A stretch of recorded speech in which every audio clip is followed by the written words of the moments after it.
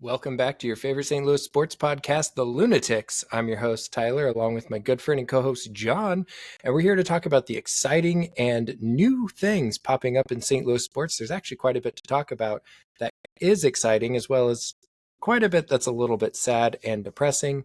We'll get into all of that and more, although last week was a little bit of a downer episode as a whole, as St. Louis sports have not been trending in the right direction as much as we'd like to. John, let's go ahead and kick it off with what you're drinking. Old favorite, the marshmallow and chocolate milk stout from the Four Hands variety pack this year, which, by the way, is better than the s'mores stout from last week. The only thing that's missing is the graham cracker to make this a s'mores stout, but it is superior. So if you really like the other one, that tells you how good this one is. I think you should go buy it, even though it has the almond one in it that you can't drink. Second, because I'm better than you. I have one of those too. Yes, but you're not repping it on the podcast, which is why I'm better than you. So for those of you watching, John's showing off his Father's Day City mug from the City 2 game on Sunday. I want to point out I was invited to purchase this mug, unlike other people I know. I was invited by you. That's true. Technically, you were still invited. I was still invited, just not by the team. Just not by the team. What are you drinking tonight, Tyler? I'm being lame, as you put it, and drinking a whiskey/bourbon that's not from this state. I'm drinking Weller tonight, Green Label. Delicious. Oh, always. Always a good pour. Let me ask you this. If you're at a hockey game, if you're at a Blues game, what's your drink of choice?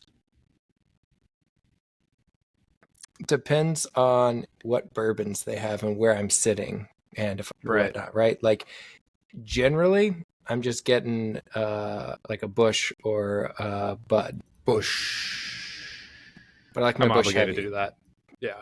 I'm like contractually obligated to say that every time I hear the word Bush. Oh, well, you're also contractually obligated anytime you open a Bush or a Bush Light to say Bush until you get it to your mouth. Yeah, absolutely. Those are the rules. I don't make the rules, but I follow them because I'm a good citizen. Look, if we'd are we the only ones who give a shit about the rules? Yes. I'm the only one who gives a fuck about the rules. Who gives a shit about the rules around here. Great movie. Great movie. Big Lebowski, if you don't know the reference, guys. But Tyler and I both immediately caught the reference. And by the way, this is how our friendship works. We're normally on the same reference at the same time, even before we make the reference. So this is why we fail as podcasters. Yeah, a little bit. And you know me, I tend to just quote movies for the sake of quoting movies, whether it makes sense or not. So, right. Is what it is. So, absolutely. Let's jump right into some of the good news this week, which revolves actually around your St. Louis Blues for all you listeners. We've got some exciting things happening, and I'm curious on some of your thoughts with it. So, first up, Steener's back with the team and more of a general manager situation. What are your thoughts on bringing Steen back, and where do you? Obviously, we know where this is headed, right? Armstrong's getting close to retirement. They're setting up a succession plan. How do you feel about that? I mean, having a succession plan is always smart, right? It's always good to have the next person in development for whenever whoever's in the role moves out. I do like the move.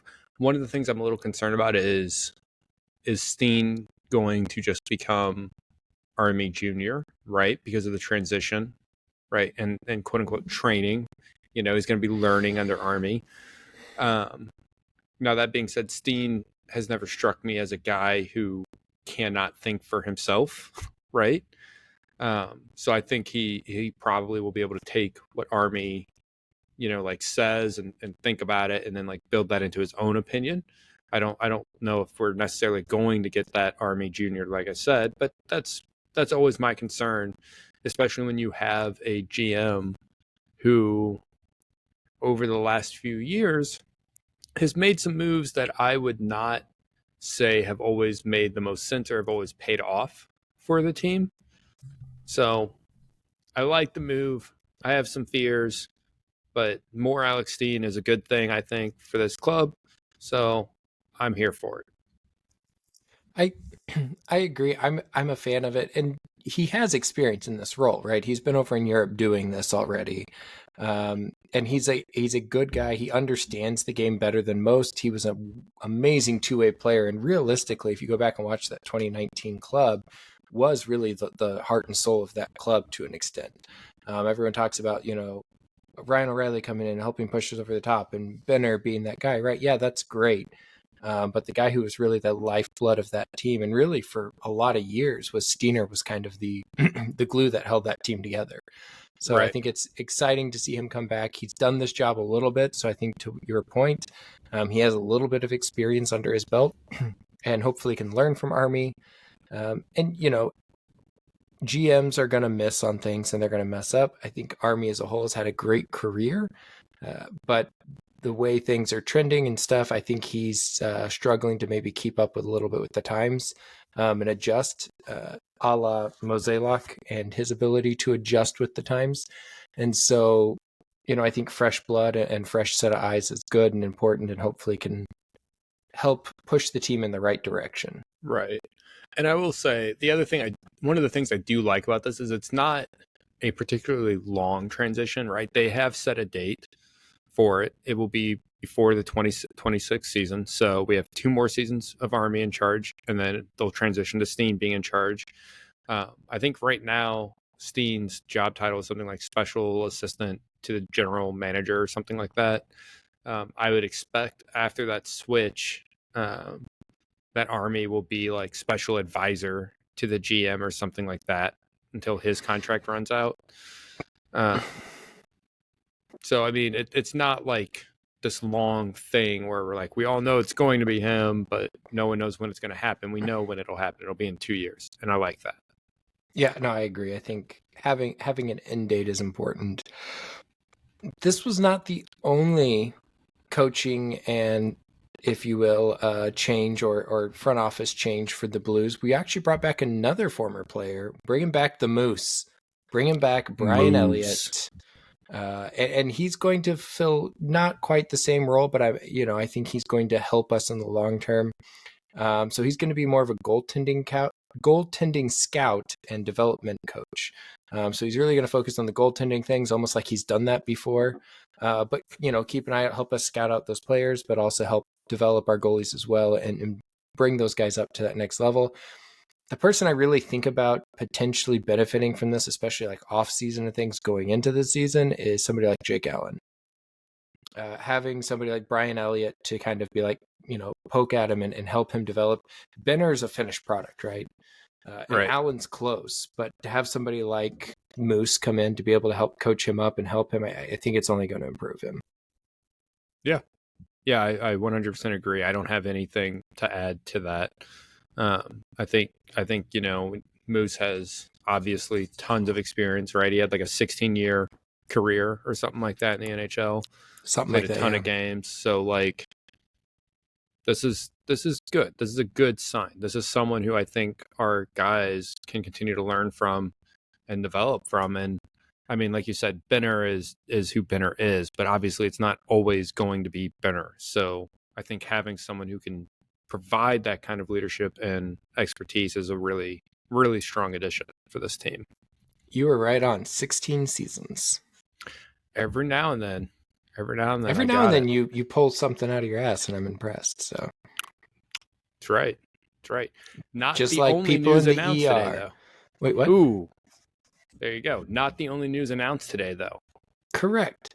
Other news, defenseman wise, Scotty P.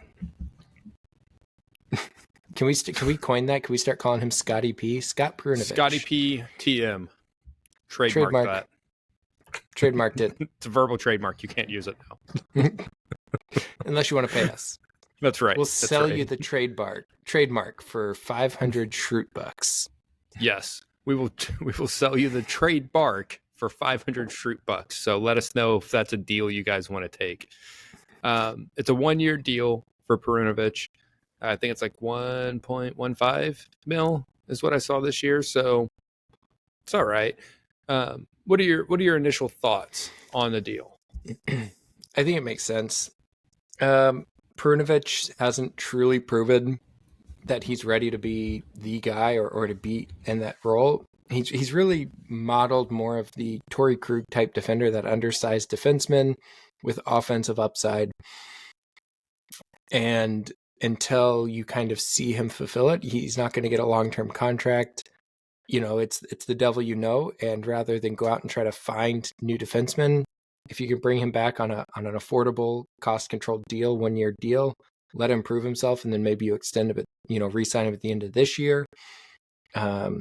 It gives you a lot more flexibility. But if he doesn't do it this year and he continues to struggle, ideally maybe some young defensemen or some younger players are ready to step up, or we can find somebody in free agency to replace him. Right. And I do think I was reading somewhere as part of this deal, because he only signed a 1-year deal, he's actually a restricted free agent again next season. So, I think it's a deal that makes sense for him. I don't think he was going to get a long-term deal anywhere. He's had too much injury history to really secure that yet. I think it's a deal that makes a lot of sense for the Blues. So hopefully it works out for all of us involved, and we can really see him take that step that I think we all expect him to take. But that's been the thing every year, is that we've expected him to take that next big step, and we haven't seen it yet. And it's hard with injuries and things like that, right? But when you're a professional athlete, at times the best ability is availability. Look at Tyler O'Neill, right? When he was with the Cardinals, that was an ability he did not have. But he has played more than, I think, pretty much all of our outfielders so far this year. Now, he has still been hurt a little bit, and he's not like really tearing it up as much as he was at the beginning of the season, but he's still having a really good season up there in Boston. So, I don't know. Yep. Got to be able to play. Yeah, I was like, he's currently hitting .264 with 15 home runs and 25 RBIs. Right. Which, I mean, that puts him on pace for like his career average, roughly, right? Like 30 home runs, 35 home runs is kind of what like you expect out of him. Well, yeah, if he's healthy for a season, that's what he should be hitting. And right. that puts him there. I agree. I think injuries have slowed him down again already this year. It's starting to, and I think it's going to, continue. But I mean, we can say the same thing about our outfielders, right? Newts, when he's healthy, and playing every day, he gets into a rhythm, and the guy's a stud, but we haven't been able to keep him healthy. Yeah, and I mean, kind of the same thing with Tommy. Carlson's had a lot of injury history, right? Even this season had some injury issues early in the season. That's just kind of been the nature of our outfield the past year or two, and that really sucks, because you really believe in all of these guys and what they can do, and they never can quite get in a groove, and when they do, they always unfortunately get injured like right afterwards, and then you have to go through the whole thing again. Same thing with our pitching staff, right? Mostly.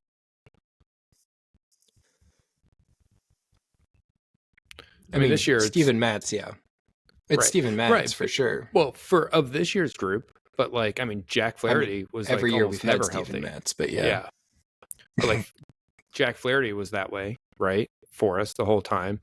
Who else? Waino, right, has had some injuries the last few years. Granted, when you're 40 effing years old trying to pitch, like, that's going to happen. But I mean, he had 2 entire seasons he missed, right, with season-ending injuries. Yeah, but that doesn't change the fact that like you get injured more easily when you're, an older athlete. No, I meant like just as far as his injury history, right? Like, yeah, right. I mean, like, because Waino also, in addition, had 2 full seasons. I know. It really bums me out that he does not have a 2011 World Series ring. Yeah, like that really bums me out. Yeah. And the worst part is he would have been a key cog in that team. But part of me wonders if we would have actually been in that same position, because part of the reason that I think we did as well as we did in 2011 was that we were on the absolute hottest team in baseball at the end of the year because we were fighting for our lives. And I think if Wayno's healthy that whole year, that's 10 to 15 more wins that we would have easily had. And I don't think we're in that same situation. Right. And so I don't know if we win the World Series with him, not because he's a liability, but then again, 2011 Wayno is right around his peak. Wayno is it 2010 or is it 2012 when he came back that him and Carpenter stole votes from each other and Lincecum snuck in and took it? It was 2012, I believe, because I think I thought Halladay won it in 2010, but it could have been Lincecum again because didn't he win 2? He won 2 back to back. Yeah, but either way. Okay, yeah, it doesn't matter. I agree with you on that though, because like especially in baseball, like it's not like we play this 162 game regular season to decide who the best team is, but we don't really say that that's the best team. The best team is the team that wins the World Series, but it's not really the team that wins the World Series because the team that wins the World Series is the team that got hot at the end of September and rode that through.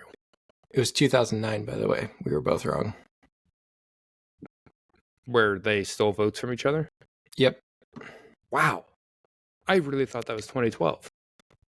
R.A. Dickey from the Mets was 2012. That was that ridiculous year he had. Yes, that's a name I have not heard in a while. He was sandwiched because it went. So Halladay won in 2010. Oh, so I was right on that. Then 11 was Kershaw. Then R.A. Dickey had that stupid year when then he landed a massive contract. Would he go to like the Blue Jays or someone and just got lit up there? Yeah, I have no idea where he went. 13 and 14 were Kershaw again. So that makes sense. But yeah.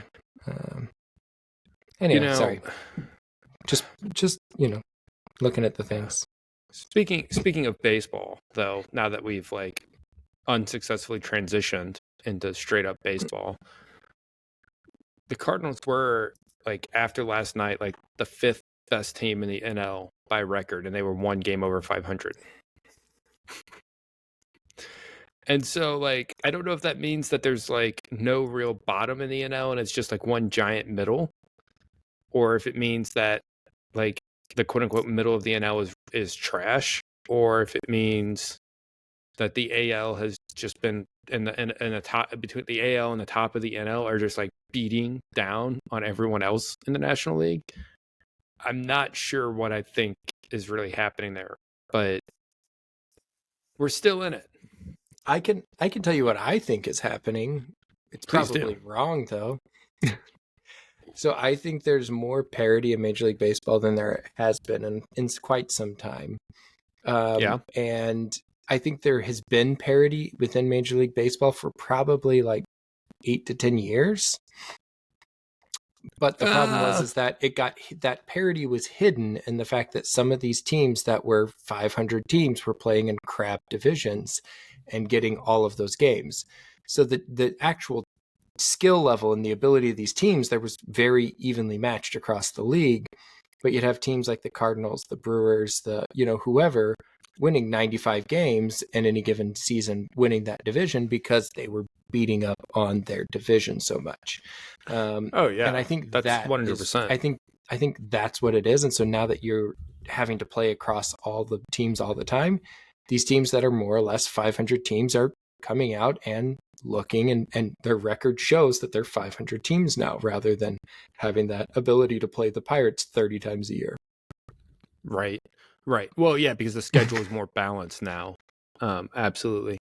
Listen to this. So the Braves, okay, the Chicago Cubs.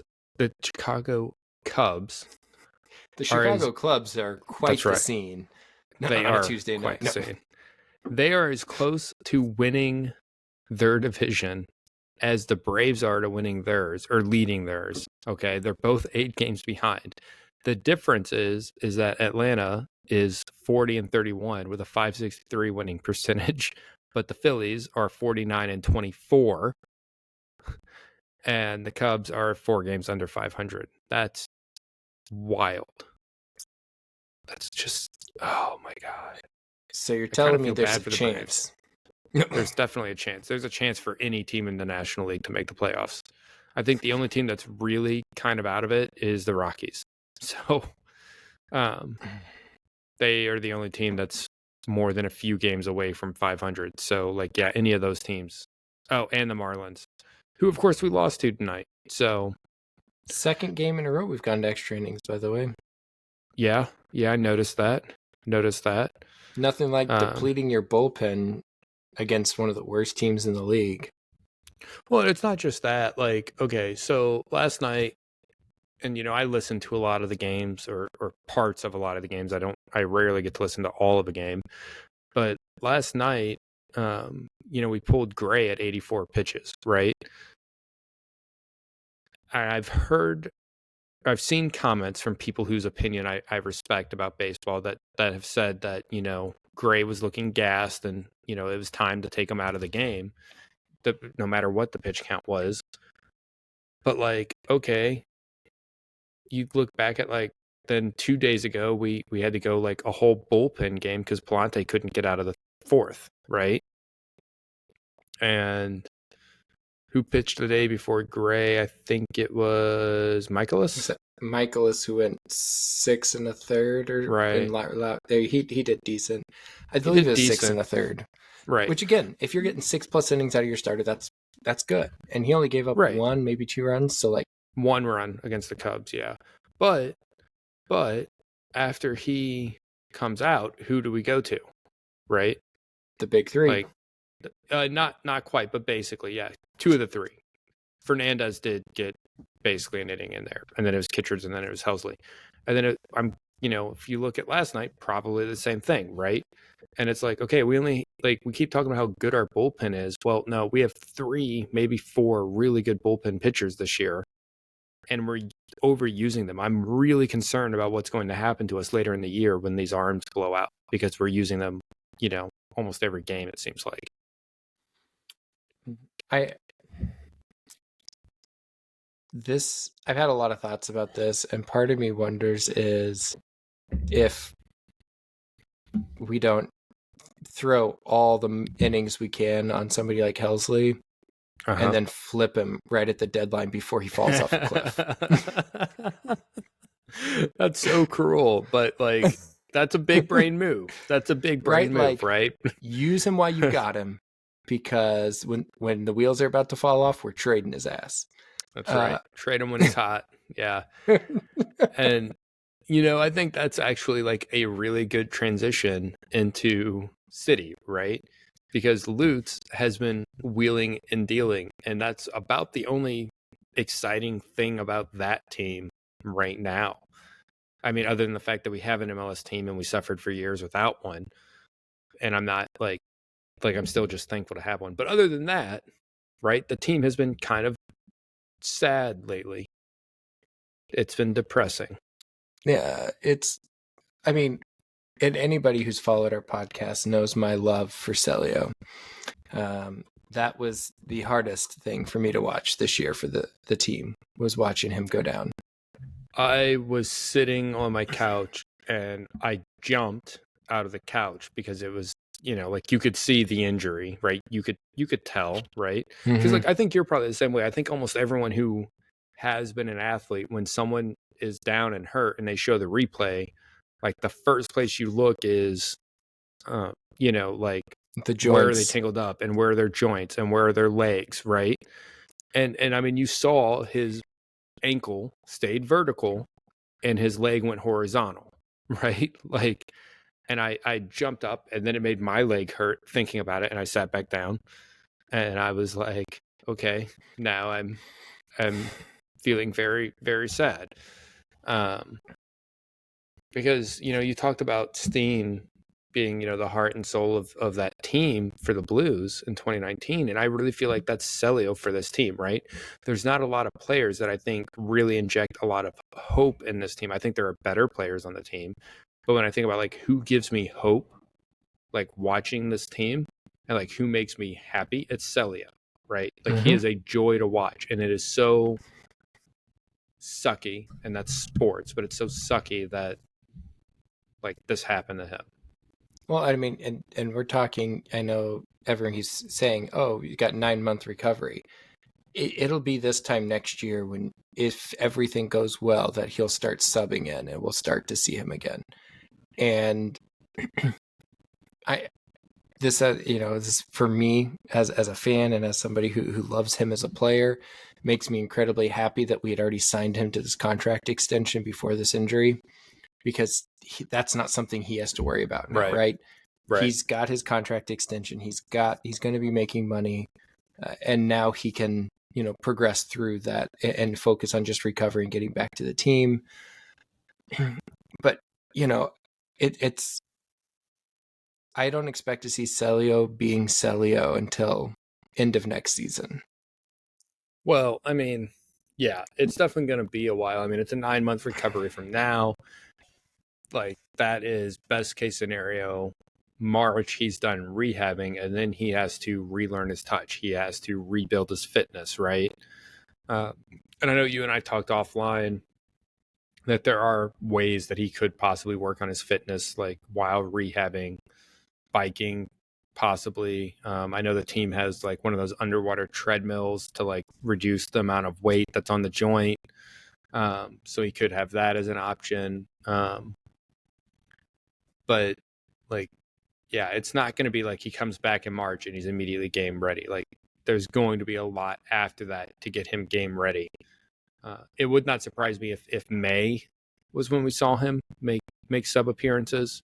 That's not that much earlier than June, than like what your estimation is. But I'm we're talking probably like 65th to 75th minute subs, right? Like 15, 20 like minutes. Starting. Like this is not like a, well, I mean, this isn't even a like halftime situation, right? Like you're not going to put them on for 45. And again, I think we see it, but we talked a lot last week, right? And I brought up the idea of him as a left wing back, right? And it just brings up, how at first we were talking, okay, well, we have all this depth, but our depth is going away real fast here, with injuries, trading people away, and the such. And I don't, again, wish Sally all the best. I want to make sure I say that again. I mean, I can't. I hope it's a quick and smooth recovery, as smooth as it can be. Right. I hope it's a smooth and a good recovery. Yeah. Right. Yeah. But we kind of called it last week, right, when we brought up Akil Watts coming in and playing left back, and I think defensively, if we're playing a 4-back line, Watts I think has to be your answer there. He's not the same defensive liability that Marcanic is, and he proved that. Yeah. Well, and I don't think you lose a lot in the attack with Watts compared to Marcanic. I really don't. Now, I don't know if Watts is above Hebert, and that's not me saying that. That is, I don't know if Coach puts him above Hebert. I don't. I think Hebert is left back 1 right now, and that could partly be like they're thinking, okay, like at this point, that could also partly be because, okay, this season we might be able to scrape into the playoffs, but like season's also kind of screwed at this point. Like, you and I have talked a lot about Hebert's trade value. This might be a good time to try to bump that up and offload him, right? I have no idea, but with Nielsen out, I would like my optimal center back pairing now that Nielsen is injured is Hebert and Parker. Do you rather have Hebert Parker, or do you rather have Yarrow Parker? I'd rather have Hebert Parker. And I have nothing against Josh Yarrow. I don't think there's that much of a difference between them. But I would rather have Hebert Parker. I think skill and positioning wise, they're close to the same player. If not, they are the same player. In a lot of regards. I think Yarrow's good. He's got more speed. And I think he does because have of the speed, I think it allows... Yeah, no, it's not. But I'm just saying, like, it allows him to make up more ground, and it allows when Parker moves up, Yarrow can cover more ground when Parker plays up. So I think because of that, Yarrow's a better pairing for Parker than Hebert is. Well, and it also depends on, like, do you think Parker is better as a right-sided center back or a left-sided center back, or does it not matter, right? Because that's part of that question too. I don't know think if it matters that much to him. For him, I do think Yarrow does not seem to get caught enabling offside as much as Hebert does. That is a thing. I think Yarrow might anticipate a little bit better, but that could also just be that he's faster. Mm-hmm. And so it looks like he's recovering better because he closes speed, he closes the distance better. Yeah, I think if you're looking to potentially try to build some value and offload Hebert, then Hebert's the play. But if you're looking to like put your best center back pairing on the field, I think it's Yarrow. And I think it's for the reasons we just said, right? It's the speed, it's the offside trap piece where I think Hebert does a little bit of the Marcanic thing on the left side where sometimes they get caught a couple steps behind the rest of the back line. And part of that may be Hebert trying to account for the fact he knows he's not as fast and he's got to turn and go, where Yarrow's more willing to take those steps forward, knowing that he's got the closing speed to catch up. Absolutely. And I think the other thing that you have to mention, at least as soon as Hebert returns to the squad, right now this is not, well, no, it could be an issue now, actually. Okay. So some other news that happened today in City World. Nicholas Dewar, gone, transferred back to a club in Denmark, Randers FC. We barely saw him. He looked really good as a sub against LA Galaxy and looked not awesome the rest of the time. It was clear that it wasn't a great fit for him, was not a great fit for us. He's back in Denmark. Wish him all the best. Hope he has a great career. It didn't work out. That's not a big deal. So he's now out. We lost Celio, like we already talked about. We lost Ostrak, like we already talked about. We lost Alm for at least the next 8 weeks, which we already talked about. Well, now in addition to those, we've traded AZ today as well. And we haven't talked about it yet, but Nielsen went down with a hamstring.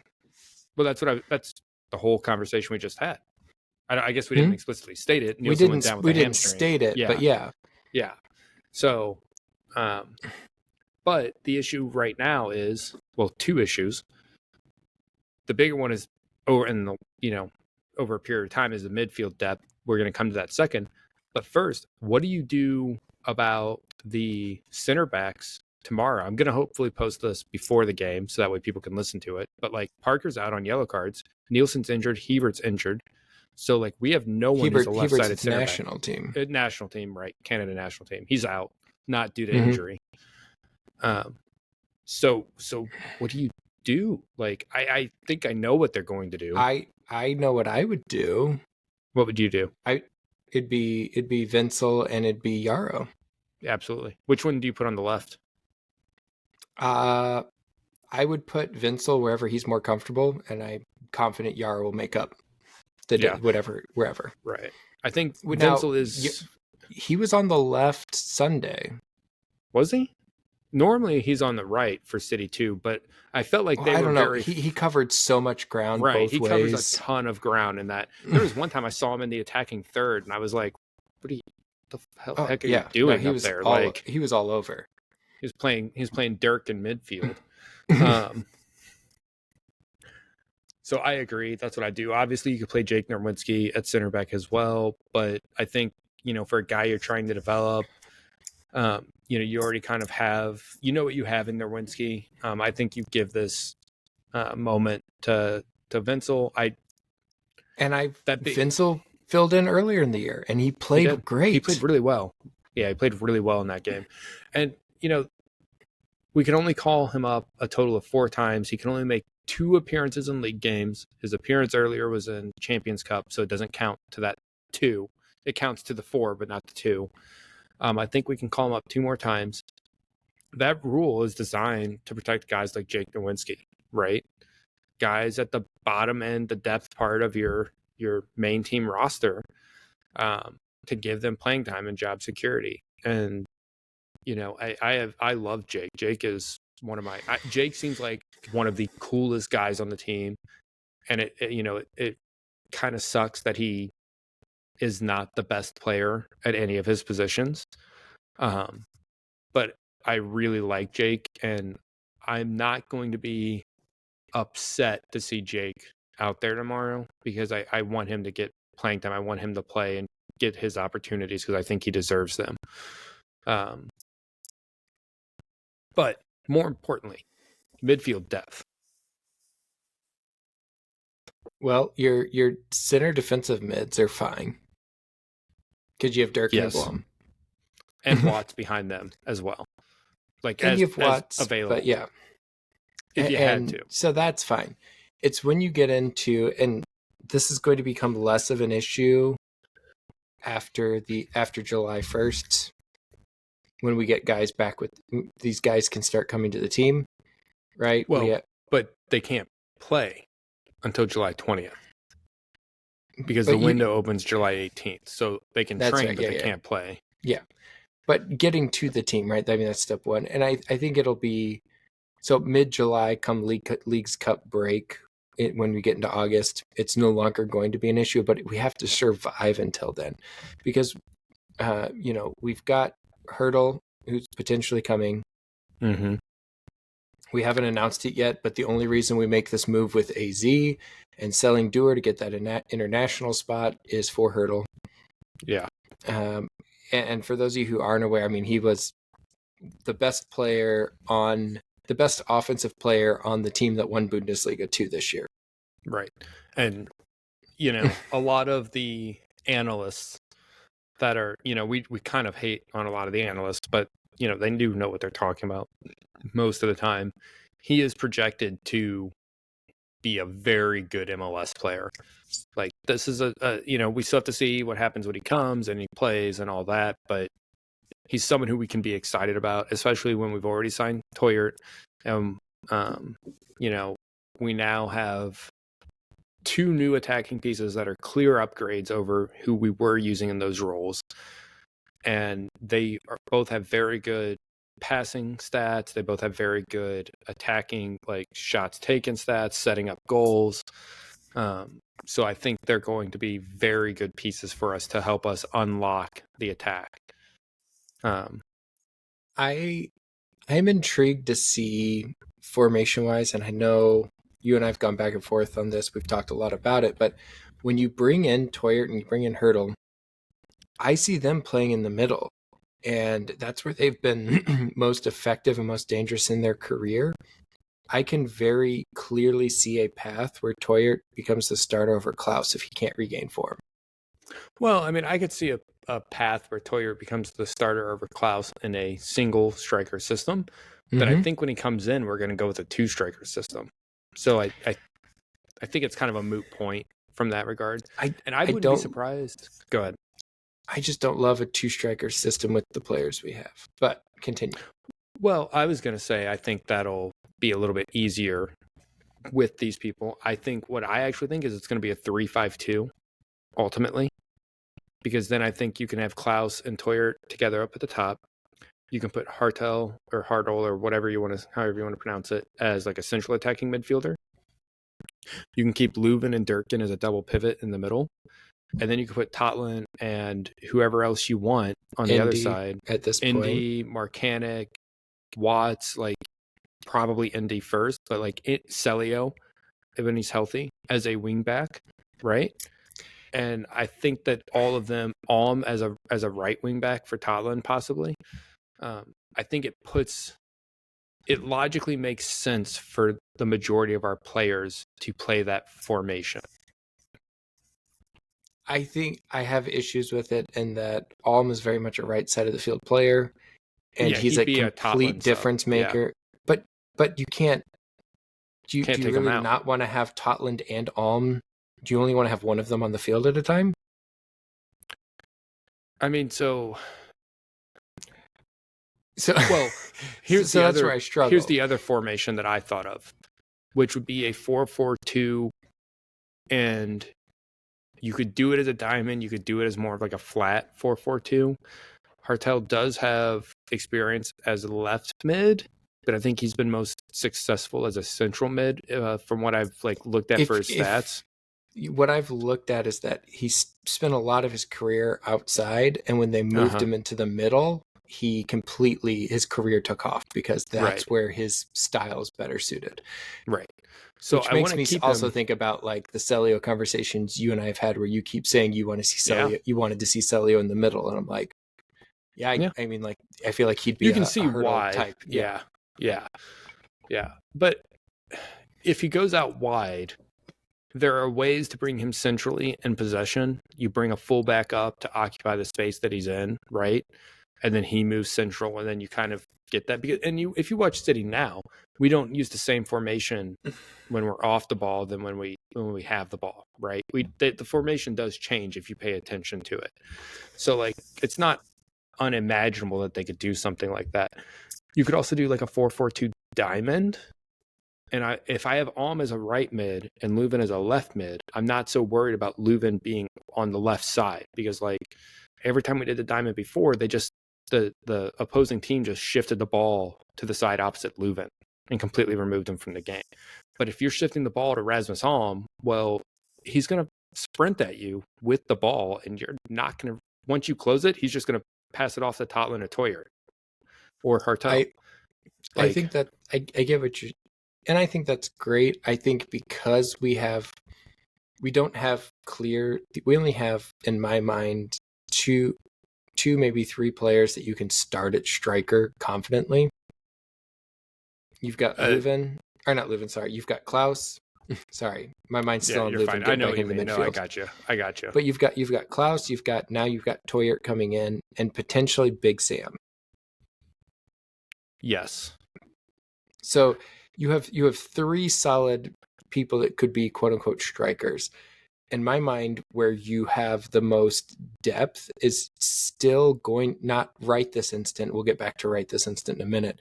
But moving forward, once these players come in, is going to be in the attacking midfield, which is where I think a 4-2-3-1 really fits them. And you can, because in your stuff you're throwing out, where does Indy play? Indy's been one of our most consistent playmakers this season, and you don't want. And I'm not saying that even if he loses his starting spot and becomes a super sub of sorts, it's hard at times to completely change your formation mid game. Right. So I see, in a perfect world right now, when these guys come in, Alm is more or less going to be getting healthier, be healthy post Leagues Cup break. So if you're talking coming out of the Leagues Cup break, I see a 4-2-3-1. Your 2 is going to be Dirk and Leuven. Your 3 across the top is going to be Indy. It's going to be Hartle. It's going to be Alm. And then your 1 up top is going to be Toyert. So I don't necessarily see them switching to a 3 center back look mid-season, right? That it's a lot to ask to switch mid-season, I think. If they did a 3 center back look, I could see Indy as a left wing back. I could see Indy as a right wing back as well if needed. If they went with like a 4-4-2 diamond, I see him as Alm sub or Leuven sub, depending on who's getting gassed first. Probably Alm, because historically it's Alm that gets gassed first. I see Kojima as Hartle's sub. I think that's pretty entrenched now, especially with AZ being traded. And I think Kojima has shown himself to be a better, more consistent player than AZ. I think so. I think, because even if last year, if at least an equal sub, right? Like yeah, you're not worried.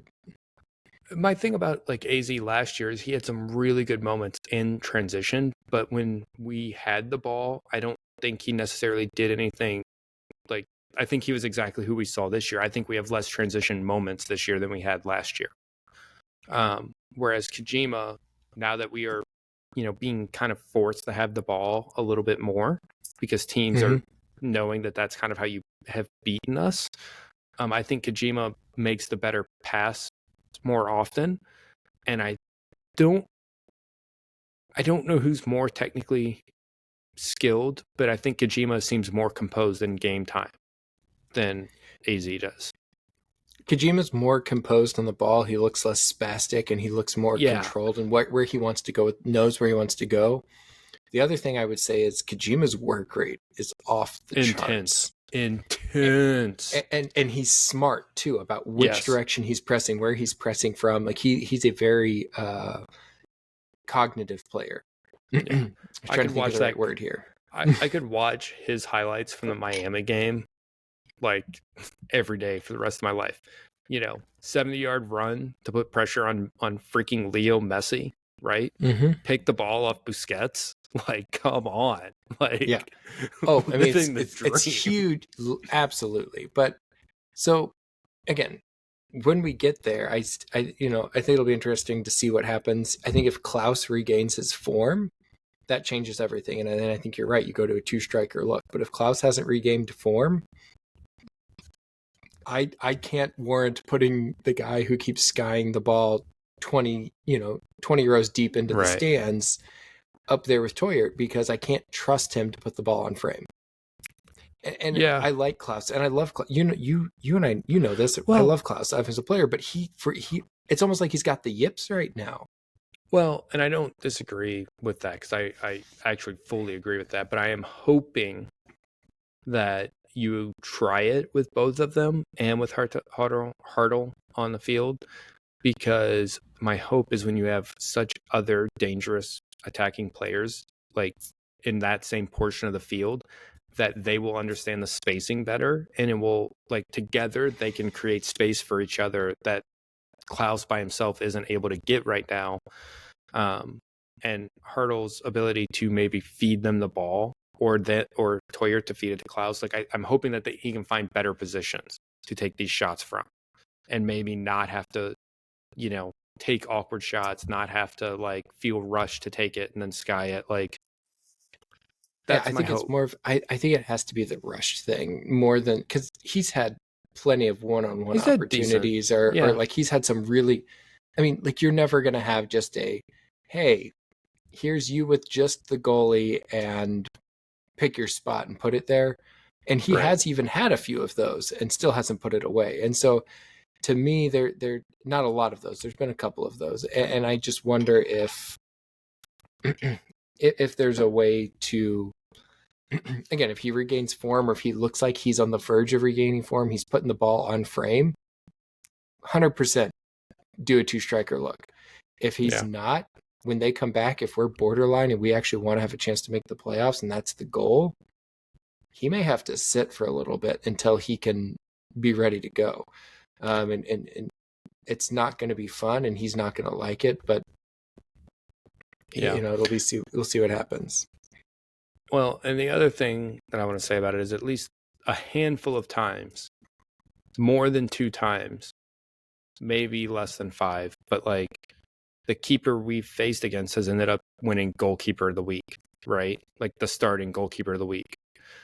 And like, you see some of these saves, like last week's one that Pays had, that like was going top corner on the opposite side, and he somehow gets a hand on it, right? Like that was a really well taken shot by Klaus. And just unfortunate for him that it got blocked, and that has happened to him as well. Yeah, and if you see that, I'm cool with that. Then if he keeps doing that, and if he keeps if he's putting the shots on frame and he looks like his touch is coming into form, play the dude. It's gonna come. Yeah. It's gonna happen. It's the repeatedly shanking shots that has me concerned. So here's my thing. Looking at where we're at right this second, going into the game tomorrow, who's your starting midfield? I have no idea. I think I know who I would start. I know who I'm starting, actually. I don't even know why I'm saying I don't know. I know who I'm starting in the midfield tomorrow. What's your formation tomorrow? Are you doing a 4-2-3-1? Yes, 4-2-3-1. Okay. That's same here. I could justify a 4-2, like a 4-4-2 type, just to like, you bring Sam on. It gives you an extra midfield sub to like, rest legs and stuff. I could see that justification. But if I'm wanting to win tomorrow, I'm doing a 4-2-3-1. And I'm running the back line that we already talked about. Mm-hmm. Midfield, I'm doing Leuven and who's your Blom. left back? You playing Watts? Or you doing Marcanic I'm playing Watts. tomorrow? I'm playing Watts there. I could make the case for Watts is starting somewhere. It kind of depends on who you put at right mid, I think. Um, but I am putting Durkin at right mid, and so I'm backfilling him with Blom at the 6, and I'm keeping Watts at left back. And then I'm doing Kojima at central attacking midfield and Indy on the left. I could see the case where someone could argue putting Totlin at right mid and backfilling him with Watts, and then backfilling left back with Marcanic. But I think that's your bigger drop off in quality to do it that way at the fullback positions versus going from Durkin to Blom. So that's where I came from. I like what you did. Yeah, right mid. One of the outside mids is going to be hard to fill right now with injuries, with where we're at. Obviously, you've got Indy and you've got Kojima. Those guys are going to be penciled in. Yeah. For me, I actually had a slightly different thought on the defensive line, which changes where you put people. But I like what your thought with Blom and moving Durkin out wide, because Durkin can do it. So now I want to lean the way that you said it, but I'm going to at least put out what I thought initially, which was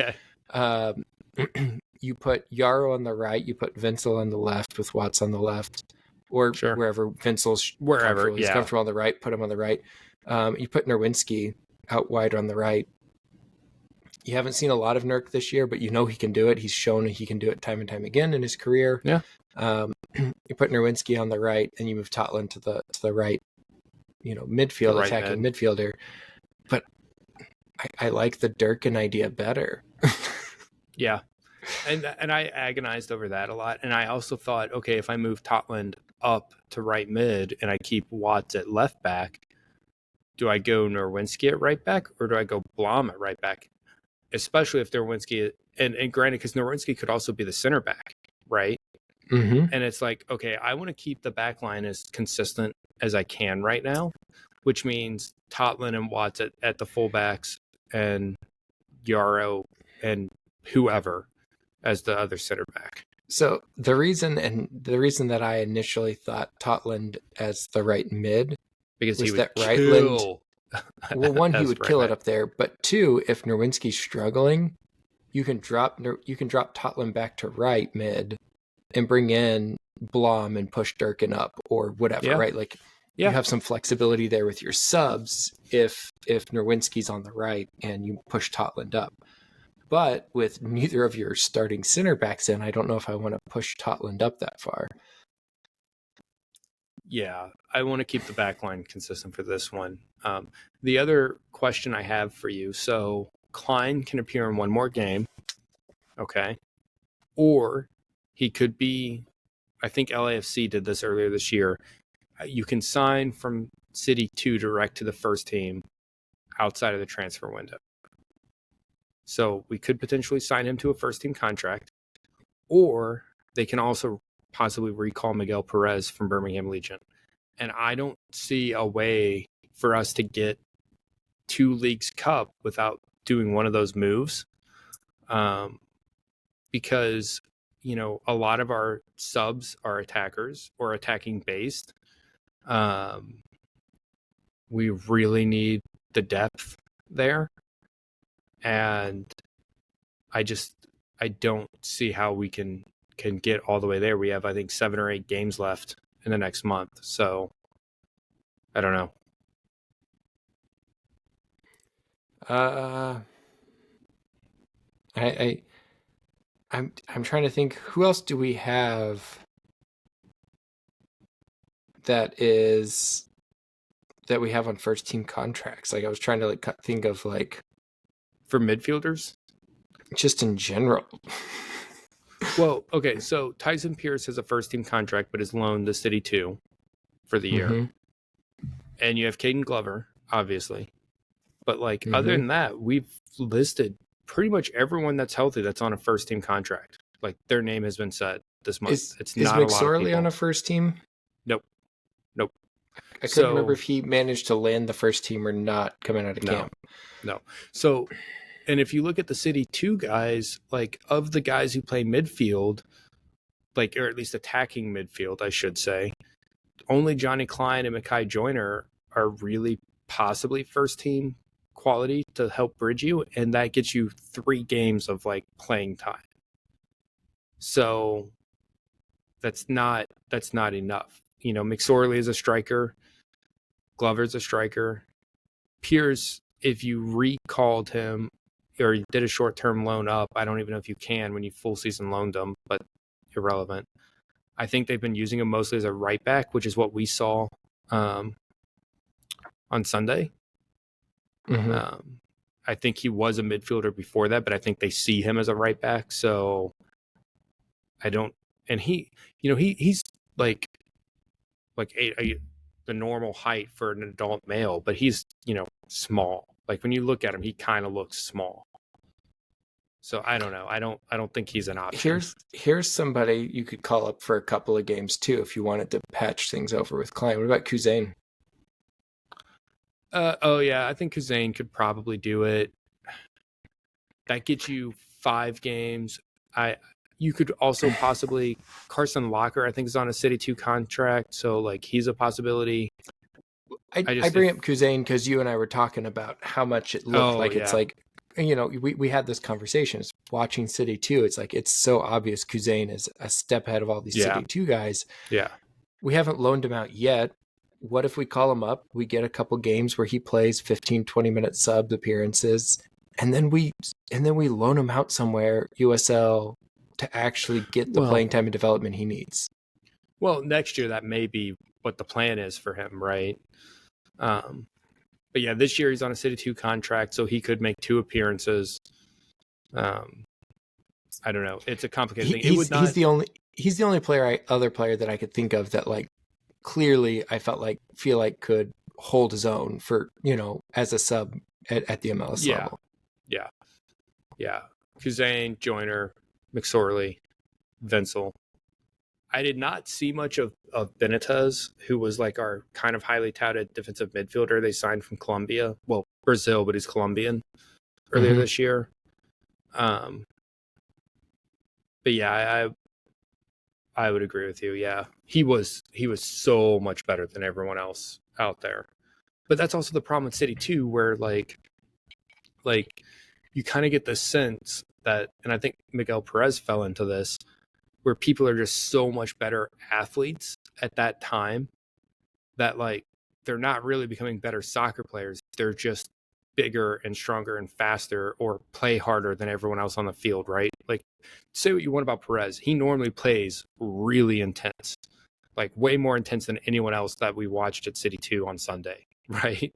Like he would dominate at that level because of that. Yeah. Well, and that's why he's where he is. Right. It's for that next level of development, right? We talked through it with Kaler. So I think there's options. I think there's ways to get through in the short term. We have 6 games left of this stretch before these guys are available. 7. Well, before they're available, 6. Because it's the last game before Leagues Cup that they're available, which is Kansas City. Which also, I don't know if I want to bring them out against Kansas City either, because it's Kansas City and, rivalry game, and Johnny Russell going studs up on people, and us like throwing them to the ground. Like, yeah, it would be a nice, a quick way to welcome them to the MLS, though. It would be. Well, at the very least, we've got them available for subs for that game. Yes, and that's my thing, right? Like, so we've got so then we have 6 games we have to get through, basically, yeah. Before they're at least we have reinforcement for subs, and we just came up with 5 games worth of subs, yeah, with our City 2 players. So there's a way that this could work out okay. It's just not going to be ideal, and it's not going to be pretty. It's going to be whether or not these guys can do it. And, starting off against Colorado and getting after them first is that right now our focus needs to be on tomorrow night against Colorado. We have to take it to Colorado. We have to get these 3 points tomorrow. And if we don't get these 3 points tomorrow, I think our season may more or less be, I'm not saying it's not salvageable, but you're going to lose my hope of the playoffs being realistic possibility, unless we get on a hot streak and something changes. So let's see what happens. We'll see who we put out there. I think I'm intrigued. Maybe we can get some lineup predictions out there for what you and I talked about tonight, and these city fan pages can tell us that we don't know what we're talking about or something. But it's fine. We do or we don't know what we're talking about. I never claimed to be an expert, nor did you, but we did call the Akil Watts thing. So Nailed it. even a blind mouse finds cheese every now and then. Speaking of a blind mouse finding cheese, did you know that Stan Kroenke was not born into money and just got lucky and married into the Walmart fortune? Yes, I used to work for Walmart, so I am aware of that fact. Yeah, Stan Kroenke's a real POS. And nobody likes him. But more importantly, tomorrow we have an opportunity as St. Louis to beat Stan Kroenke's team. And nothing would please me more than to kick off this rough little stretch by beating Stan Kroenke and showing him that St. Louis still understands sports and is a true team. And with that, Stan Kroenke, we hate you. Good night, everyone.